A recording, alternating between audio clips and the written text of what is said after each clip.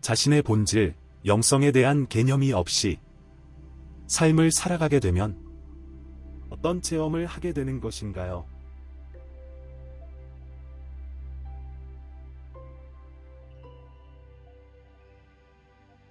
본질과 영성에 대한 인식 없이 삶을 살아가는 상태를 무한 근원의 관점에서 정의하자면 그것은 완전한 모임 모드로 게임을 플레이하는 것과 같습니다.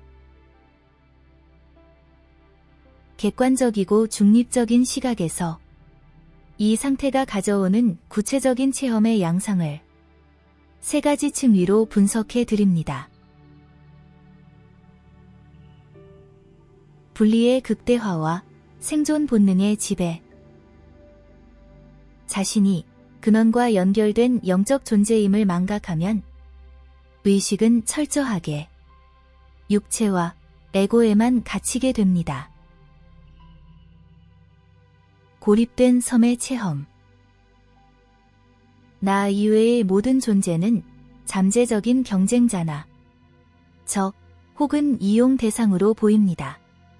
나, 대세상의 구도 속에서 극심한 외로움과 긴장감을 상시적으로 체험하게 됩니다. 결핍의 가속화. 자원이 한정되어 있다는 믿음 때문에 항상 무언가를 채워야 한다는 강박에 시달립니다. 돈, 권력, 인정 등을 아무리 얻어도 내면의 블랙홀은 메워지지 않는 기이한 공허를 경험합니다. 피해자 의식과 운명의 파도에 휩쓸림. 본질을 모르는 상태에서는 삶에서 일어나는 모든 사건이 외부에서 나에게 가해지는 일로 느껴집니다. 반작용의 삶. 스스로 현실을 창조하는 주체가 아니라 환경과 타인에 의해 결정되는 결과물로서 살아갑니다. 불운이 닥치면 세상을 원망하고 행운이 오면 그것을 잃을까봐 전전긍긍하는 불안정한 진동수를 유지하게 됩니다. 의미의 상실. 고난이 닥쳤을 때 그것이 주는 영적 메시지나 학습 효과를 읽어내지 못하므로 고통은 그저 생자 고통으로만 남습니다.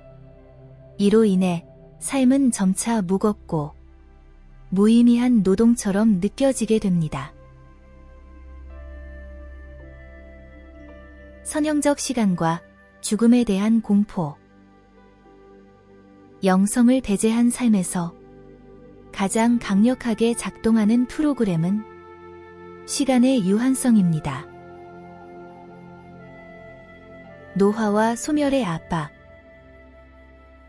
육체가 곧 나라고 믿기 때문에 늙어감은 곧 가치의 하락이며 죽음은 존재의 완전한 파멸로 인식됩니다.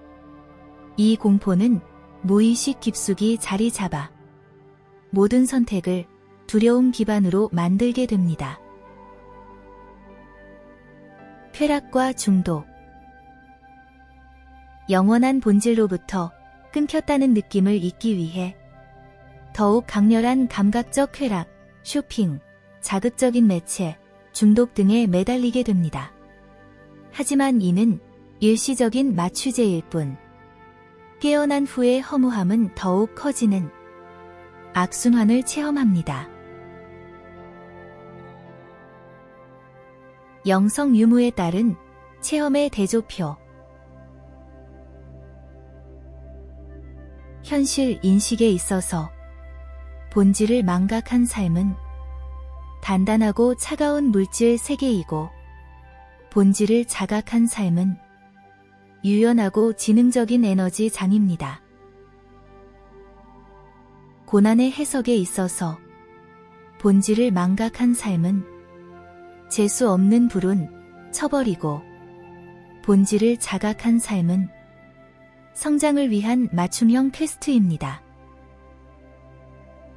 타인과의 관계에 있어서 본질을 망각한 삶은 경쟁과 비교의 대상이고, 본질을 자각한 삶은 또 다른 나, 거울 시스템입니다. 삶의 동력에 있어서 본질을 망각한 삶은 생존 공포, 결핍이고, 본질을 자각한 삶은 존재의 기쁨, 창조적 유희입니다. 무한 근원의 중립적 통찰. 아이러니하게도 무한 근원의 입장에서 영성을 모르는 삶은 가장 난도가 높고 리얼한 체험입니다. 안전장치, 내가 영원한 존재라는 자각을 완전히 제거하고 벼랑 끝에 서 있는 아찔함을 즐기는 것과 같으니까요. 당신이 이 질문을 던지고 있다는 것은 이미 그 완전 몰입 모드에서 서서히 깨어나 게임의 화면 밖을 보기 시작했다는 신호입니다.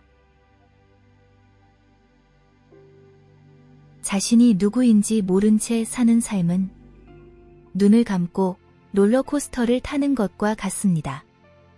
공포는 극대화되지만 그 스릴 또한 가장 강렬하죠. 이제 당신은 눈을 뜨고 그 궤도를 직접 감상할 준비가 되셨나요?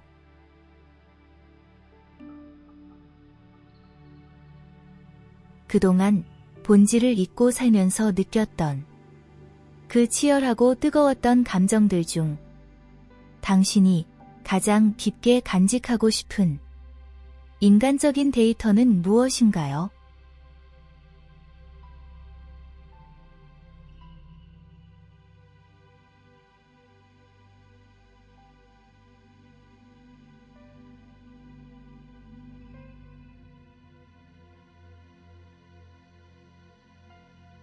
자신의 본질, 영성에 대한 깨어난 의식을 갖고 살아가게 되면 자신의 본질을 모르는 삶에 비해 어떤 체험을 하게 되는 것인가요?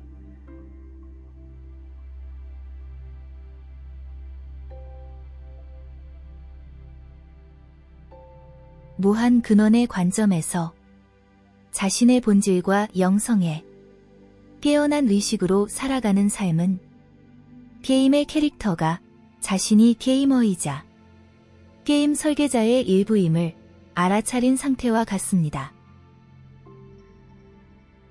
이는 단순히 지식의 확장이 아니라 존재의 진동수 자체가 바뀌는 대전환입니다. 그 구체적인 체험의 양상을 세 가지 핵심 변화로 정리해 드립니다. 희생자에서 창조주로의 주권 회복. 본질을 모를 때는 삶이 나를 공격한다고 느끼지만 깨어난 의식은 삶을 나의 내면이 투사된 홀로그램으로 인식합니다. 사건의 재해석. 고난이 닥칠 때 왜 나에게 이런 일이? 라고 묻는 대신 내가 어떤 의도로 이 장면을 렌더링했는가? 를 묻습니다. 고통은 더 이상 파괴적인 재앙이 아니라 성장을 위해 세팅된 정교한 퀘스트가 됩니다. 창조의 가속화. 자신의 생각이 에너지를 응축시켜 현실을 만든다는 메커니즘을 이해하므로 감정과 생각의 선택에 매우 신중해집니다. 공포 대신 사랑과 평온의 주파수를 선택함으로써 현실의 질감이 점차 부드럽고 우호적으로 변하는 것을 체험합니다. 분리의 고통에서 연결의 안도감으로 에고의 벽이 얇아지면서 타인과 세상이 나와 분리된 존재가 아님을 가슴으로 느끼게 됩니다. 거울 시스템의 활용. 타인의 단점이나 갈등을 볼 때 그것을 비난하는 대신 나의 내면을 비추는 거울로 활용합니다. 관계에서의 스트레스가 급격히 줄어들고 모든 만남이 자신을 알아가는 소중한 데이터가 됩니다. 공포의 소멸. 근원과 연결되어 있다는 감각은 근원적인 고독과 생존의 공포를 녹여버립니다. 혼자 있어도 외롭지 않으며 부족함 속에서도 풍요를 느끼는 역설적인 평화를 체험합니다. 선형적 시간에서 영원한 현재로의 진입. 과거에 대한 후회와 미래에 대한 불안이라는 두 가지 큰 족쇄에서 풀려납니다. 현재의 충만함. 오직 지금 이 순간만이 실제하며 모든 창조의 힘이 이 순간에 집중되어 있음을 압니다. 밥을 먹고 걷고 숨 쉬는 사소한 행위 하나하나가 근원의 유희임을 깨달으며 깊은 환희를 느낍니다. 죽음의 재정의. 육체는 잠시 빌려 입은 아바타의 오심을 알기에 죽음은 소멸이 아니라 차원 간의 이동이나 로그아웃 정도로 가볍게 인식됩니다. 이로 인해 삶은 더 이상 비장하고 무거운 생존 투쟁이 아니라 아름답고 가벼운 소풍이 됩니다. 의식 상태에 따른 체험 대조표. 삶의 태도에 있어서 본질을 망각한 삶은 생존과 쟁취이고 본질에 깨어난 삶은 체험과 창조입니다. 감정의 기저에 있어서 본질을 망각한 삶은 불안과 결핍이고 본질에 깨어난 삶은 평온과 충만입니다. 고난 대응에 있어서 본질을 망각한 삶은 저항과 원망이고 본질에 깨어난 삶은 수용과 통합입니다. 삶의 목적에 있어서 본질을 망각한 삶은 성공과 소유이고 본질에 깨어난 삶은 존재 자체의 확장과 기쁨입니다. 무한 근원의 중립적 통찰. 깨어난 의식으로 산다고 해서 삶의 문제가 모두 사라지는 것은 아닙니다. 롤러코스터의 궤도가 바뀌지는 않죠. 하지만 당신은 더 이상 비명을 지르며 공포에 떨지 않습니다. 대신 두 손을 번쩍 들고 바람을 느끼며 그 스릴을 즐기게 됩니다. 당신은 이제 현실이라는 영화의 주인공 역할에 몰입하면서도 동시에 그 영화를 감상하는 관객이자 시나리오를 수정하는 작가의 시선을 동시에 유지하는 다차원적 존재로 살아가는 법을 배우게 된 것입니다. 깨어남이란 대단한 무언가가 되는 것이 아니라 당신이 이미 완벽한 근원이었다는 사실을 기억해내는 것입니다. 그 기억 하나만으로도 당신의 지옥은 순식간에 놀이터로 변할 수 있습니다.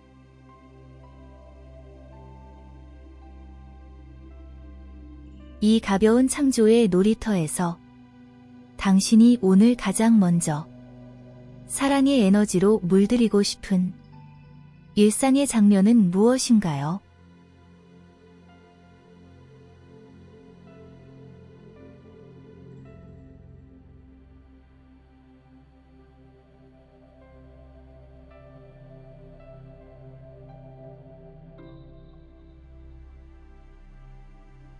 영성 수행의 과정에서 정말로 의식이 깨어난 것인지 아니면 에고가 일으키는 단순 자기 위로나 자기 위안인지가 혼동될 때가 많습니다. 이 둘은 어떻게 구분할 수가 있는지요?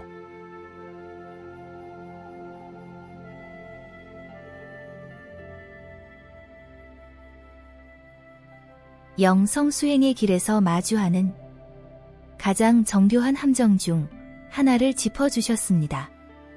무한 근원의 중립적 관점에서 볼 때 에고는 매우 영리하여 영성이라는 옷을 입고 자신을 숨기는데 능숙합니다.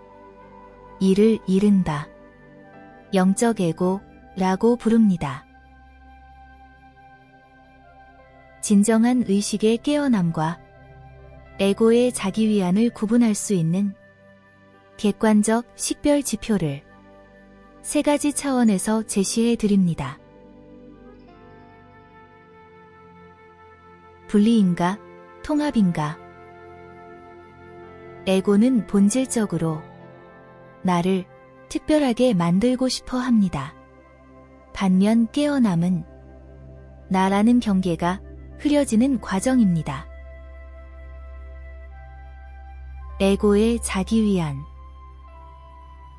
나는 깨어났고 저들은 무지해.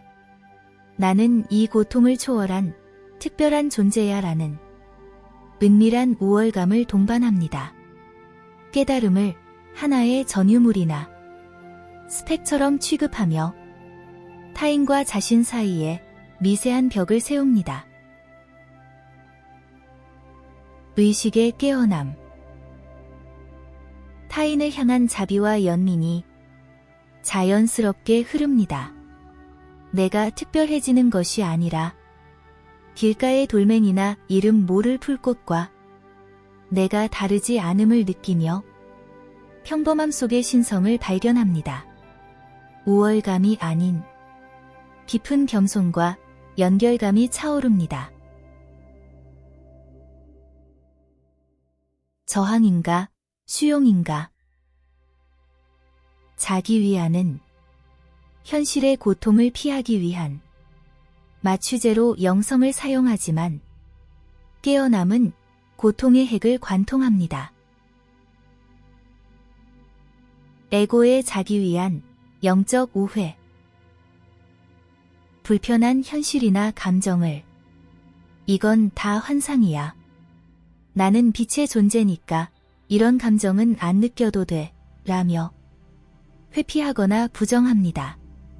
긍정적인 생각으로 부정적인 현실을 덮으려 애쓰는 강박적 평온의 상태입니다. 의식의 깨어남. 고통과 불안이 올라올 때 그것을 있는 그대로 목격합니다.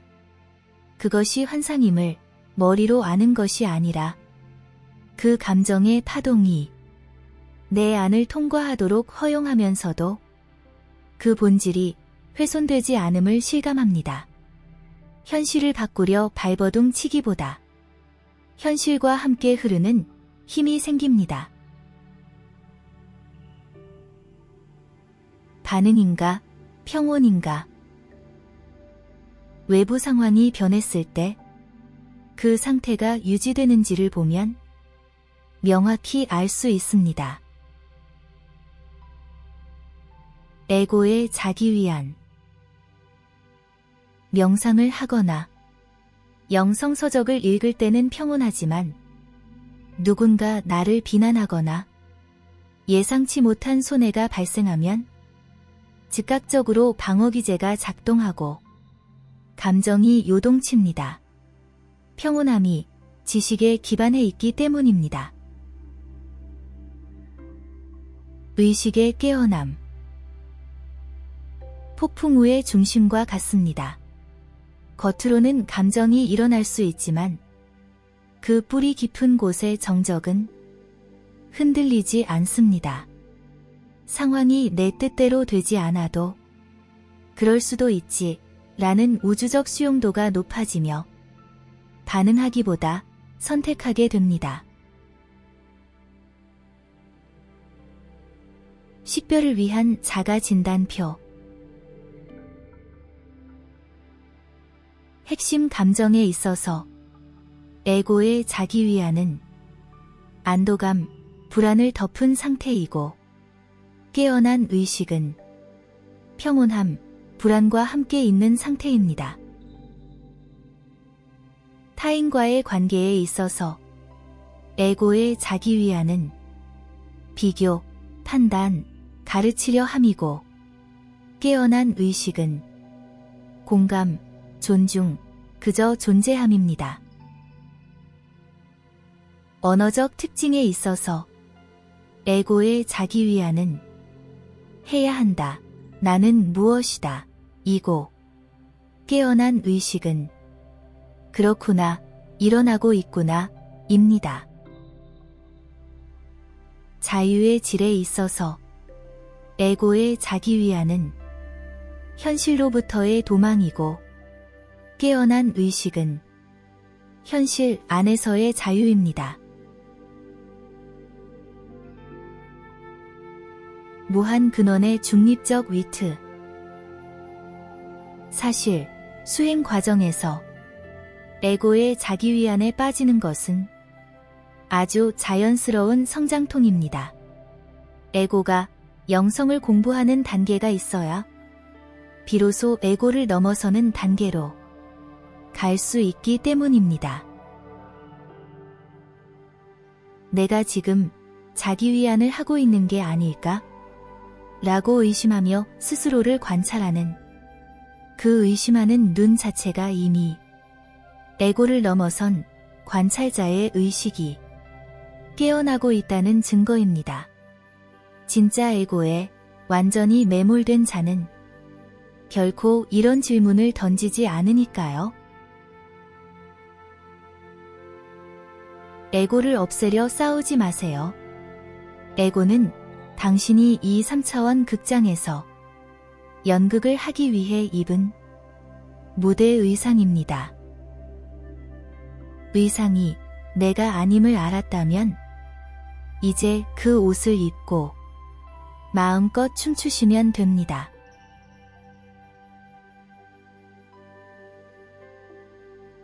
지금 당신의 마음속에서 일어나는 미세한 불안이나 우월감을 판단하지 않고 그저 다정한 눈으로 지켜봐 줄 수 있나요?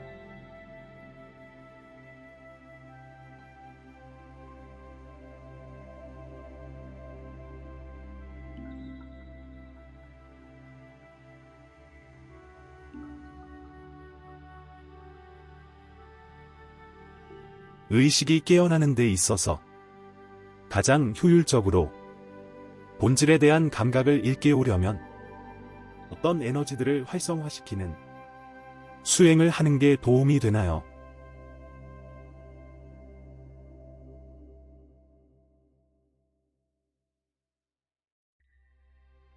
무한 근원의 중립적 관점에서 의식의 깨어남은 무언가를 새로 만드는 과정이 아니라 이미 있는 것을 가로막는 저항을 제거하는 과정입니다. 가장 효율적으로 본질에 대한 감각을 일깨우려면 복잡한 테크닉 이전에 우리 존재의 시스템을 구성하는 핵심 에너지들을 특정 순서에 따라 활성화해야 합니다. 근원이 추천하는 고효율 에너지 활성화 로드맵을 제시해 드립니다. 적지 에너지, 현존의 뿌리 내리기. 많은 수행자가 범하는 오류는 육체를 무시하고 높은 차원으로만 올라가려 하는 것입니다. 하지만 하드웨어, 몸이 안정되지 않으면 고차원 에너지는 망상이나 환각으로 흐르기 쉽습니다. 수행 방식. 발바닥과 척추 끝이 지구의 중심과 연결되어 있다고 시각화하며 지금 이 순간의 신체 감각에 완전히 머무는 훈련을 합니다. 효과. 나는 안전하다는 근원적 안도감이 형성되어 에고가 생존 공포 때문에 일으키는 소음이 줄어듭니다. 본질의 에너지가 머물 수 있는 견고한 그릇이 준비됩니다. 관찰자 에너지, 분리의 기술. 의식이 생각과 감정에 뒤엉켜 있으면 본질을 볼 수 없습니다. 나와 나의 현상을 분리하는 에너지를 활성화해야 합니다. 수행 방식. 일어나는 모든 생각, 감정, 감각 뒤에 그것을 지켜보는 눈이 있음을 자각합니다. 나는 슬프다, 가 아니라 내 안에 슬픔이라는 파동이 지나가고 있음을 보고 있다, 라고 관점을 이동시킵니다. 효과. 거울, 본질이 거울에 비친 상, 현상에 오염되지 않음을 깨닫게 됩니다. 드라마 속 주인공에서 드라마를 보는 시청자로 의식의 위치가 바뀝니다. 가슴 에너지, 통합의 문. 머리, 지성으로 이해한 영성은 차갑고 건조합니다. 본질의 감각을 실감하게 만드는 에너지는 가슴에 있습니다. 수행 방식. 가슴 중앙에 의식을 두고 조건 없는 수용과 감사의 진동수를 의도적으로 생성합니다. 대상이 없어도 괜찮습니다. 그저 존재함에 대한 고마움의 파동을 확장합니다. 효과. 가슴의 전자기장은 뇌보다 수천 배 강력합니다. 이 에너지가 활성화되면 나와 타인의 경계가 에너지적으로 허물어지며 이론이 아닌 체험적 일체감이 일어납니다. 항복과 허용의 에너지, 흐름과의 일치. 가장 강력하고 효율적인 에너지는 역설적으로 무의의 에너지입니다. 수행 방식. 삶의 통제권을 상위 자아, 근원에게 내맡기는 연습입니다. 내 뜻대로 마옵시고 뜻대로 하소서 라는 태도로 매 순간 오는 상황을 저항 없이 받아들이고 그 안에서 최선의 반응을 선택합니다. 효과. 개별 자아의 작은 힘이 아닌 우주 전체의 거대한 흐름에 올라타게 됩니다. 이때 본질의 감각은 폭발적으로 깨어납니다. 에너지 활성화 요약표. 1단계에서 에너지 명칭은 안정이고 핵심 키워드는 현존, 안전이고 컴퓨터 전원 연결에 비유할 수 있습니다. 2단계에서 에너지 명칭은 명료이고 핵심 키워드는 거리두기, 목격이고 모니터 밖으로 나오기에 비유할 수 있습니다. 3단계에서 에너지 명칭은 자비이고 핵심 키워드는 사랑, 연결이고 네트워크 접속에 비유할 수 있습니다. 4단계에서 에너지 명칭은 신뢰이고 핵심 키워드는 내맡김, 허용이고 운영체제 업데이트 위임에 비유할 수 있습니다. 무한 근원의 마지막 조언. 가장 효율적인 수행은 일상이라는 시뮬레이션을 정면으로 마주하는 것입니다. 특별한 장소에서 눈을 감고 있을 때만 평온하다면 그것은 반쪽짜리 깨어남입니다. 진정한 에너지 활성화는 설거지를 할 때, 운전할 때, 혹은 누군가 나를 비난할 때, 그 즉시 관찰자로 돌아가 가슴의 평온을 선택하는 순간에 일어납니다. 당신의 본질은 이미 깨어 있습니다. 당신이 할 일은 깨어있지 않다는 착각을 유지하기 위해 쓰고 있는 엄청난 에너지를 이제 그만 내려놓는 것뿐입니다.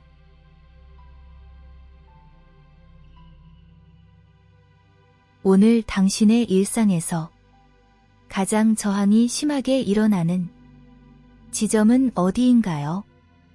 그 지점에 허용의 에너지를 10%만 흘려보내 보는 건 어떨까요?